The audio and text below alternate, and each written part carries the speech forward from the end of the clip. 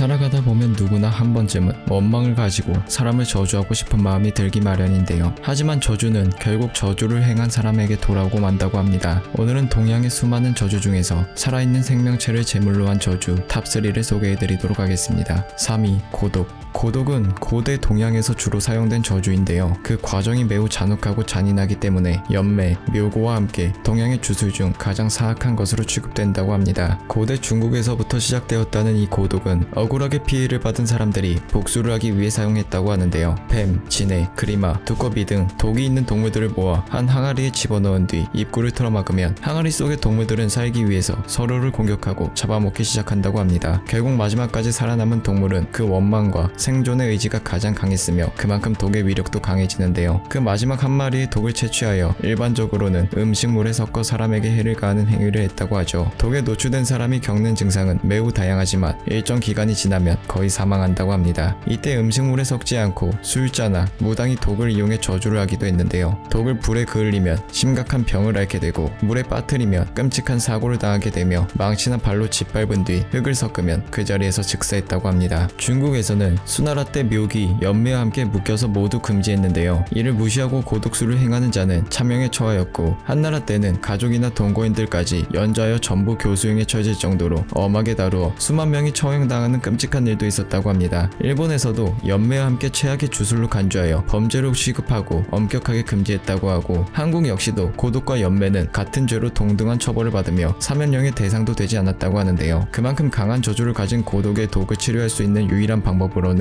생관과의 식물인 양하나 구미호의 고기 등이 있다고 하죠. 하지만 구미호의 고기가 필요하다는 것은 고독의 독은 치료할 방법이 없다는 뜻이라고 생각하면 될 것 같네요. 2위 고묘 혹은 묘고. 고묘는 고대 술사나 무당들이 이용하던 고양이 귀신을 말하며 묘기 혹은 묘고라고 부르는데요. 동물을 이용한 저주의 일종으로 사람을 죽이거나 해치는 데 사용하는 저주술이라고 합니다. 독충을 이용했던 고독 계열의 저주 중에서 가장 흉악한 방법 중 하나라고 하죠. 그들은 평소에 고양이 귀신을 모시다가 저주 대상에 붙여서 해코지를 하여 죽인 후 재산을 빼앗기도 했는데요. 이 때문에 평소에 고양이를 일부러 죽여서 귀신의 수를 늘리는 술자들도 많았다고 합니다. 전해지는 바에 따르면 고양이 귀신을 섬기는 사람은 저주의식과 주문을 읊은 후 고양이를 죽이고 그 귀신을 얻는데 이때 제물로 사용되는 고양이는 반드시 늙은 고양이여야 하며 고양이의 나이가 많을수록 효과가 좋았다고 합니다. 고양이를 죽인 후에는 매일 자시의 제사를 지냈는데 자시는 동물로 따지면 쥐를 의미하기 때문에 그 시간에 제사를 지내는 것은 고양이에게 쥐를 바친다는 의미라고 하죠. 또 이 제사는 절대 중단해서는 안 되는데요. 제사가 중단될 경우 술자에게 저주가 돌아와 죽게 된다고 하네요. 그렇게 고양이 귀신을 섬기다 보면 어느 순간 고양이 귀신을 조종할 수 있다는 느낌이 오는데 그때부터는 그 고양이 귀신을 사용해서 사람을 해친다고 합니다. 고묘술에 걸리면 몸과 심장이 바늘로 찌르는 것처럼 아파오는데 이 통증이 몸 전체에 퍼지다가 심장에 도달하게 되고 심장이 바늘로 찔리는 고통을 느낄 때마다 그 사람은 피를 토하며 수척해진다고 합니다. 결국 대상자는 심각한 고통과 알 수 없는 공포에 시달리다가 사망하게 된다고 하죠. 또한 광기가 생기고 의미 없게 웃게 만드는 등 정신병을 유발하기도 한다고 하는데요. 고양이 귀신은 이런 대상자의 몸에 깃들어 내장을 파먹어 죽음에 이르게 만들며 대상이 죽게 되면 그 재물을 훔쳐다가 술자에게 가져다 주었다고 합니다. 수나라 때는 왕실 친척이 고묘술을 사용하여 황후를 저주한 사건이 일어나 고묘술이나 고독을 신봉하는 사람들은 변방으로 추방하는 등 엄격하게 단속하였지만 다시 고묘술을 사용하는 사람들이 늘어났다는 기록이 남아있다고 하네요.